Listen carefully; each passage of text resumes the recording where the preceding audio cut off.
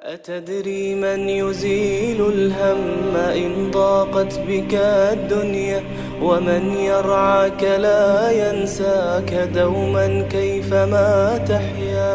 أتدري من يزيل الهم إن ضاقت بك الدنيا ومن يرعاك لا ينساك دوما كيفما تحيا. ومن يرعاك لا ينساك دوما كيفما.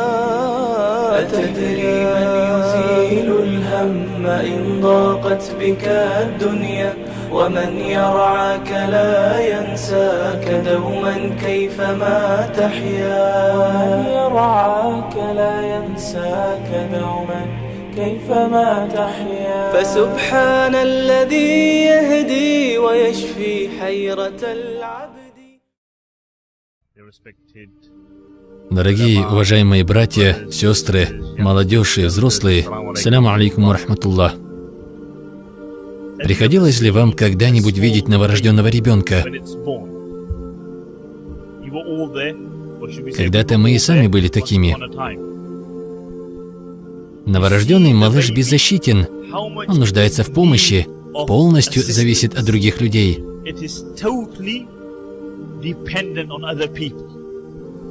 И именно в таком виде Всевышний Аллах создал человека. Почему? Потому что Он хочет, чтобы человек помнил о своем происхождении. Он не может самостоятельно повернуться, справляет свою нужду в подгузник и не может самостоятельно очистить себя, пока его мама не придет и не сменит ему подгузник. Если же он захочет попить или поесть, то не сможет этого сделать, пока мать не позаботится о нем. А затем, по истечении времени, этот же самый малыш подрастает и начинает думать, что он особенный.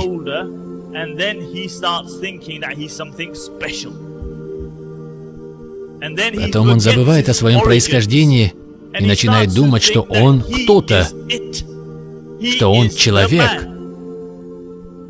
Взрослея и все больше забывая о своем происхождении, он все больше чувствует себя независимым. Потом он начинает заниматься спортом, ходит в спортзал, качает себе мускулы, принимает гормональные средства. Проходит еще время, он уже думает, что он особенный. И, наконец, в один прекрасный день он перестает посещать мечеть и все время проводит на улице. А затем наступает момент, и тот же самый человек стареет, становится сгорбленным, ходит, опираясь на палку.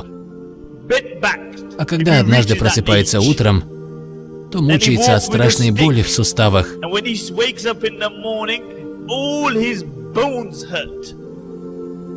Он сильно заболевает и вновь становится бессильным. Он ничего не может сделать без посторонней помощи. Почему? Аллах сделал сначала его зависимым, потом независимым, а затем пришло время, когда Всевышний вновь сделал его зависимым. Он лежит в своей постели, не в состоянии даже пошевелиться. И Малякуль Маут, ангел смерти, сидит у его изголовья. Он ждет, когда наступит время забрать его душу. Он ждет, и никто, кроме умирающего человека, не видит ангела. И он осознает неизбежное. Знаете, на днях я беседовал с человеком, который очень серьезно заболел. Я пошел проведать его в больнице. Люди думали, что он скоро умрет. Но, альхамдулилля, Всевышний даровал ему выздоровление. Вы знаете, о чем он рассказал мне? Он сказал: «О, шейх, умирать очень нелегко. Смерть – тяжкая вещь. Но реальность такова, что все люди, я, вы, миллионы людей, живших до нас, они покинули этот мир. Именно поэтому, согласно словам пророка, саллаллаху алейхи вассалям, нам следует посещать кладбище, поскольку кладбище напоминает нам о смерти. Так вот, если вы пойдете на кладбище, то увидите на могилах даты 1835, 1825. А значит, эти люди провели больше времени в могиле под землей, чем на земле. Так вот, наступает момент, когда тот человек лежит в своей постели и видит Малякуль Маута, ангела смерти. Если тот человек в земной жизни был хорошим, то Всевышний помогает ему произнести слова шахады, а если нет, то он покидает этот мир. И тот же самый человек умирает, его омывают, он более не может сам сделать омовение. Они омывают его водой не слишком горячей и не слишком холодной, потому что умерший чувствует все.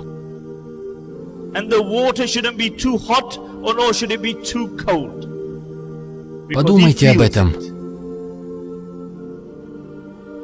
И такое произойдет с каждым из нас.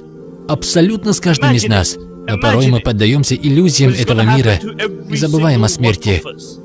Затем они роют ему могилу, кладут туда покойного и сыплют на него песок. Человек остается в могиле один. Представьте это. Поскольку, как я уже говорил, это обязательно произойдет с каждым из нас. Единственное, что остается с нами в могиле, это наши благие деяния, и все. Ваши мускулы, деньги, машина, дом, друзья, дети – все останется позади. Как сказал пророк, саллаллаху алейхи вассалям, с человеком останутся лишь его добрые дела. Если у вас есть добрые дела, то они спасут вас. Как сказал пророк, саллаллаху алейхи вассалям, могила – это сад из садов рая. Когда человека кладут в могилу, то могила обращается к нему. Из всех людей, живших на земле, ты был самым любимым. И сейчас, когда ты пришел ко мне, ты увидишь, как я приму тебя, как встречу тебя. И могила широко, широко раскрывается, и открываются окна в рай. Или возьмем другого человека, который тоже прожил свою жизнь.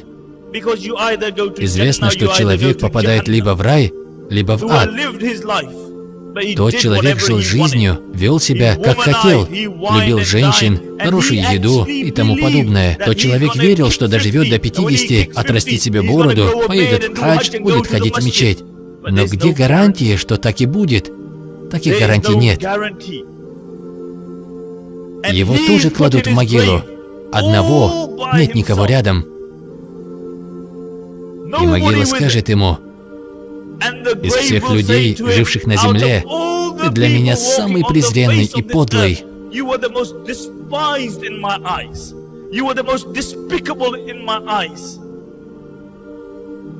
по словам пророка, саллаллаху алейхи вассалям, могила сожмет того человека.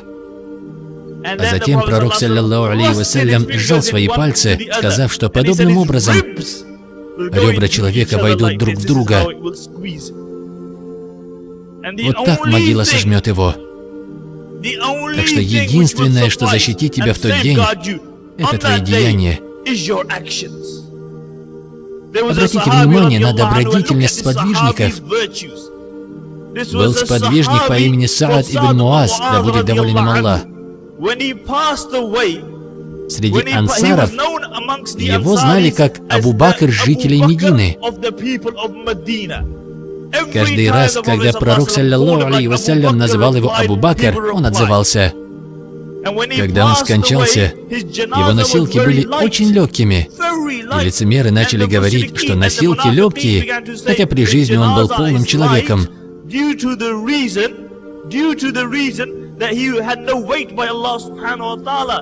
Но пророк, саллаллаху алейхи вассалям, сказал: нет, причина не в этом, а причина в том, что 70 тысяч ангелов спустились с небес, чтобы нести его джаназа. Также упоминается, что когда Саад ибн Муаз скончался, ангел Джабраиль, алейхиссалям, спустился к пророку, саллаллаху алейхи вассалям, и он сказал: «О посланник Аллаха, кто скончался? Для кого раскрылись врата рая?» И арш Аллаха начал шататься. И пророк, саллаллаху алейхи вассалям, пошел и увидел, что скончался Саад ибн Муаз, да будет доволен им Аллах. Когда хоронили Саада, сподвижника, после кончины которого зашатался арш Аллаха и раскрылись двери рая, которого называли Сиддиком ансаров, как вдруг пророк, саллаллаху алейхи вассалям, трижды сказал: «Аллаху Акбар! Аллаху Акбар! Аллаху Акбар!» И сподвижники повторили вслед за ним. Затем он трижды сказал: «Субханаллах! Субханаллах! Субханаллах!» И сподвижники вновь повторили. А затем сподвижники спросили: «Что случилось, о посланник Аллаха?» Лицо пророка, саллаллаху алейхи вассалям, изменилось, и он покраснел и сказал: «Могила собиралась сжать Саада, но если был тот, кого она не сожмет, это Саад ибн Муаз, да будет доволен им Аллах». Вот почему Усман, проходя мимо могилы, плакал. Стоял у могилы и плакал. Он говорил: «Это первый этап. Если пройдешь его, то и пройдешь и остальные. Если потерпишь здесь неудачу, то никто тебе не поможет». А все мы поддаемся иллюзиями того, что нас окружает. Мы думаем, что никогда не умрем. А сподвижники достигали такого уровня, как Муаз. Пророк, саллаллаху алейхи вассалям, спросил его: «Как ты встретил это утро, о Муаз?» И Муаз, да будет доволен им Аллах, отвечал: «Как истинно верующий». И пророк, саллаллаху алейхи вассалям, сказал: «Почему ты думаешь, что ты истинно верующий?» И он ответил: «Потому что не было ни одного утра, которое я встретил, веря, что доживу до вечера. И не было ни одного вечера, в котором я верил бы, что доживу до утра». Ответ Муаза демонстрирует уровень имана этих людей. Он говорил: «Я никогда не делал шаг, думая, что смогу сделать второй шаг». Вот какой была вера в сердцах этих людей. Пророк, саллаллаху алейхи вассалям, сказал: когда умирает человек, и он находится в своей могиле, ангел Исрафиль, алейхиссалям, протрубит в рог, и все встанут. Вы знаете, что это за день?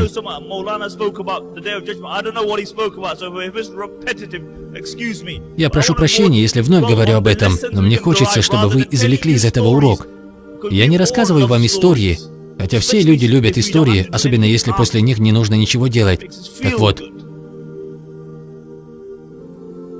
пророк, саллаллаху алейхи вассалям, сказал: в этот день, о люди, в судный день солнце будет на расстоянии мили, земная поверхность будет из железа, и люди будут тонуть в собственном поту согласно совершенным грехам. Некоторые люди будут в поту по щиколотке, другие до колен, третьи до бедер, другие до шеи. А некоторые будут тонуть в собственном поту, будучи полностью погруженными в пот.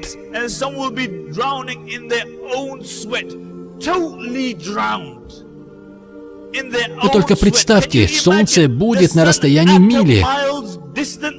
Все люди будут нагими в тот день, но им некогда будет смотреть на тело другого человека. Некогда. Помните того человека, который стал независимым и подумал, что он особенный? Хотя пророк, саллаллаху алейхи вассалям, сказал: когда человека приведут ко Всевышнему Аллаху, человек будет словно новорожденный теленок. Знаете, когда рождается теленок, он пытается встать на ноги, но не может и падает. Затем он встает и вновь падает. И пророк, саллаллаху алейхи вассалям, сказал: когда в судный день человека приведут ко Всевышнему Аллаху для ответа за свои деяния, человек станет словно новорожденный теленок. Ноги не будут держать его. Он будет пытаться встать, но вновь и вновь будет падать. И он будет словно маленький теленок в своих попытках. Он будет пытаться вновь и вновь. И это очень похоже на то, как в этом мире мы часто обманываем сами себя. Мы думаем, что мы особенные. Но судный день действительно покажет, какие мы особенные. Самые крупные мафиози, наркодилеры, парни мачо и хвостуны осознают реальность, поймут все в этот день.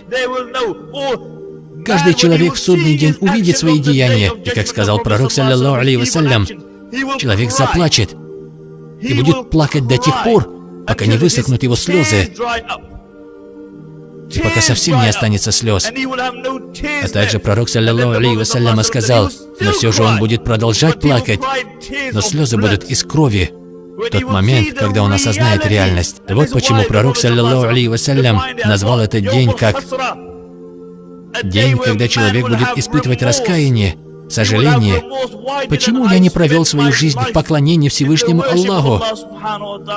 Хотя тот день, последний день, человек отправится либо в рай, либо в ад.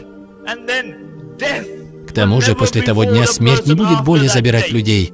С ней будет покончено. Всевышний приведет смерть в виде овцы, черной овцы. А между тем, люди, которым предназначен рай, отправятся в рай, а люди, которым предназначен ад, отправятся в ад. Так вот, приведут смерть в виде черной овцы, и эта овца будет зарезана, то есть со смертью будет покончено. После того дня не будет больше смерти.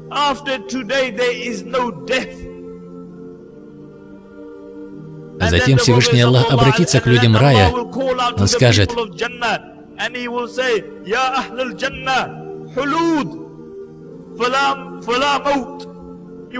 «О люди рая, вы навсегда отправитесь в рай!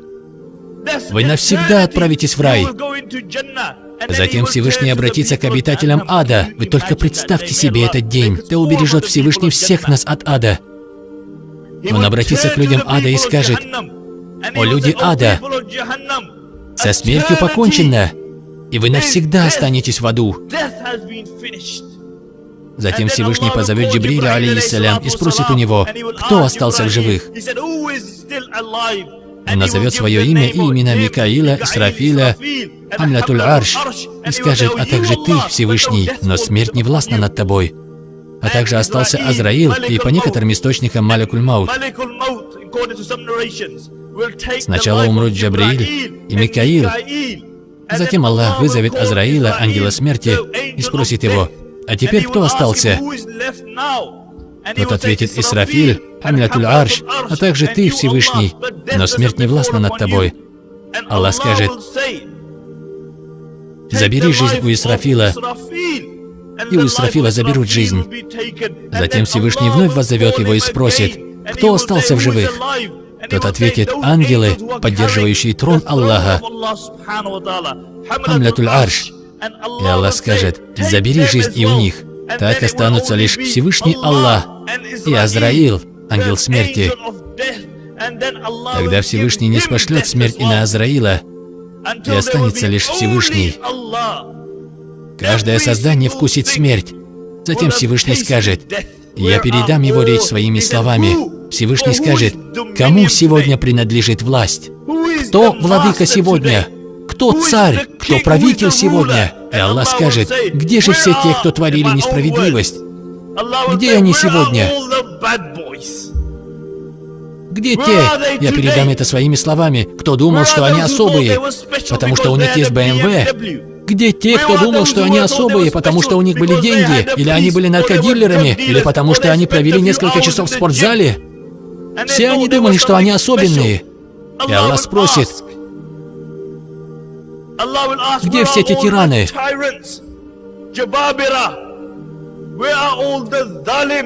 Где все залимы, те, которые причиняли насилие своим женам, другим людям? Те, кто поедал имущество сирот, те, кто не беспокоился о своих соседях».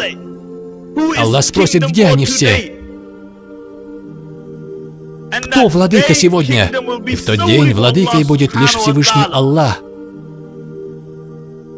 Но в судный день, день, когда приблизится солнце и земля превратится в железо, когда люди будут тонуть в собственном поту, также будут и молодые люди, те, кто будут под тенью арша Аллаха. Пророк, саллаллаху алейхи вассалям, сказал: «Из 7 категорий тех, кто будут под тенью арша Аллаха, будут те молодые люди, которые выросли, поклоняясь Всевышнему Аллаху. Молодой человек, который видел, как его друзья прожигали жизнь, пили алкоголь, встречались с женщинами, но из-за страха перед Всевышним он не стал следовать за друзьями».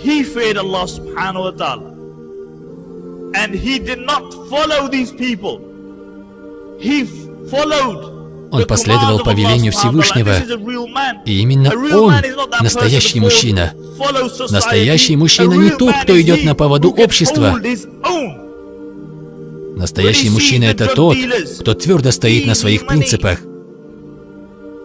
Он видит наркодилера и то, как легко ему достаются деньги, Продал несколько пакетиков здесь, несколько там, и люди уважают его, потому что сегодня люди сошли с ума. Люди словно потеряны, они уважают тех, кто разрушает общество. Это показывает, как низко упал уровень нравственности. Наркодилер продает несколько пакетиков и покупает большую машину. И кто-то еще начинает думать, мне тоже так хочется. Так легко, не приходится много работать. Лишь разрушить несколько семей. Да, потому что, продавая наркотики, дилеры разрушают семьи. Вот и все, что нужно сделать. Зато у тебя будет большая машина, и тебе нет дела до чужого горя, если только твой собственный бумажник полон денег. И общество дошло до того, что оно уважает подобных людей. Но тот молодой человек скажет «нет». «О Аллах, когда я был молодым, я повиновался тебе». И этот человек окажется под тенью арша Аллаха. В тот день, когда не будет иной тени, кроме как тени от арша Аллаха, в тот день также будет один молодой человек под тенью арша. Я расскажу о нем. Он жил во времена пророка, саллаллаху алейхи вассалям, и его звали Мусаб ибн Умайр, да будет доволен им Аллах. Мекка являлась центром Аравийского полуострова, как сегодня Лондон, столица Англии. Мусаб ибн Умайр, да будет доволен им Аллах, был из очень состоятельной мекканской семьи. Родители обеспечивали его всем. Одежда, которую он носил, тут же становилась модной в Мекке. И даже говорили, что стоит Мусабу ибн Умайру пройти по улице, как через полчаса будет известно об этом, потому что останется сладкий аромат, которым он душился. Все надевали такую же одежду, которую носил он. Но затем пришло время, и он принял ислам. Этот молодой человек принял ислам. И пришел к пророку, саллаллаху алейхи вассалям. И пророк, саллаллаху алейхи вассалям, обучил его исламу. Упоминается, что когда он переселился в Медину, тот же самый Мусаб ибн Умайр однажды пришел на собрание пророка, алейхиссаляту вассалям. И пророк, саллаллаху алейхи вассалям, увидел его одежду. На нем была старая, потрепанная одежда. Пророк, саллаллаху алейхи вассалям, начал плакать и сказал: «Клянусь Всевышним, я никогда не видел никого в Мекке, у кого одежда была бы лучше, чем у Мусаба ибн Умайра». А в другой раз Мусаб ибн Умайр пришел на собрание пророка, алейхиссаляту вассалям. Его одежда лишь слегка прикрывала его тело. И все сподвижники опустили голову, поскольку одежда лишь слегка прикрывала его тело. Они все опустили голову. Тогда пророк, саллаллаху алейхи вассалям, сказал: «Посмотрите на Мусаба ибн Умайра, не таким я его видел в Мекке». Затем пророк, саллаллаху алейхи вассалям, продолжил: «Вы останетесь в таком бедном состоянии, пока не наступит время, когда вы победите римлян и персов». И сподвижники воскликнули: «О посланник Аллаха!» И пророк, саллаллаху алейхи вассалям, сказал: «Тогда вы будете надевать одну одежду на выход и другую одежду дома». Подвижники спросили: «О посланник Аллаха, нам тогда будет лучше или то, какие мы сейчас, когда у нас нет одежды?» И пророк, саллаллаху алейхи вассалям, сказал: «Ваша религия, ваш иман и ислам, и ваш уровень перед Всевышним лучше сейчас, чем будет тогда».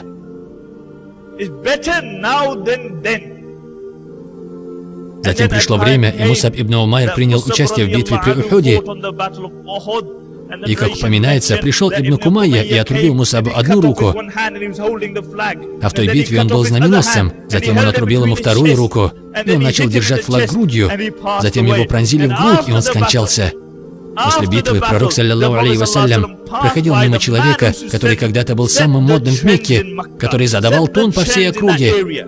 Пророк, саллаллаху алейхи вассалям, проходил мимо Мусаба ибн Умайра, да будет доволен им Аллах, и увидел его. Пророк, саллаллаху алейхи вассалям, остановился и сказал: «Клянусь Аллахом, я в Мекке не видел никого, у кого была бы одежда лучше, и чьи волосы были бы более мягкими, чем у Мусаба ибн Умайра». И добавил: «Мусаб, я вижу, как сегодня ты лежишь передо мной. Волосы у тебя растрепанные, на тебе лишь одна рубашка». И лишь в этом одеянии пришлось захоронить Мусаба. Затем пророк, саллаллаху алейхи вассалям, прочитал аяты: «Из числа верующих есть те, которые, пообещав Аллаху, исполнили свое обещание И Мусаб ибн Умайр из их числа, сказал пророк, саллаллаху алейхи вассалям.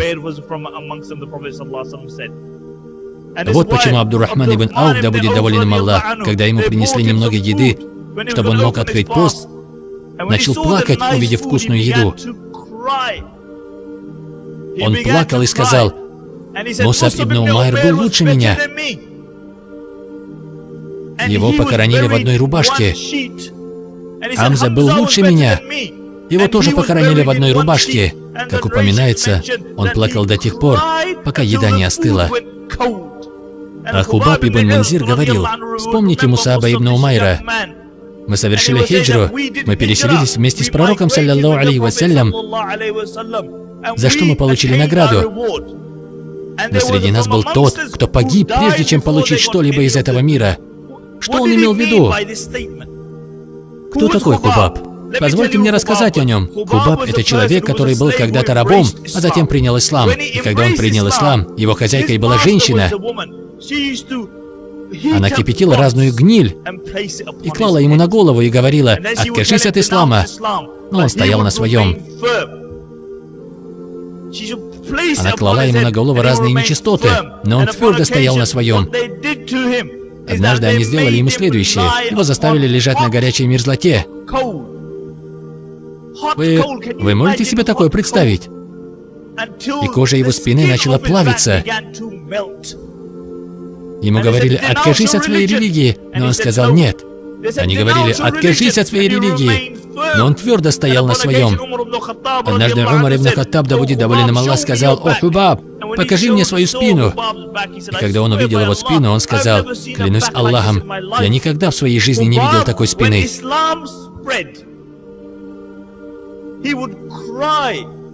Когда ислам начал широко распространяться, и мусульмане становились богатыми, Хубаб плакал и говорил: «Кажется, словно Аллах в этом мире вознаграждает нас за все наши усилия. За все наши усилия мы получаем награду здесь». Так вот, он говорил: «Вспомните Мусаба ибн Умайра. Этот молодой человек покинул этот мир до того, как получить награду в этой жизни. Но его награда у Аллаха». Вот почему, мои дорогие младшие братья, если вы останетесь в состоянии поклонения Всевышнему Аллаху, в судный день вы будете пребывать в тени арша Всевышнего Аллаха. А ведь в тот день, кроме ваших деяний, никто не сможет вам помочь.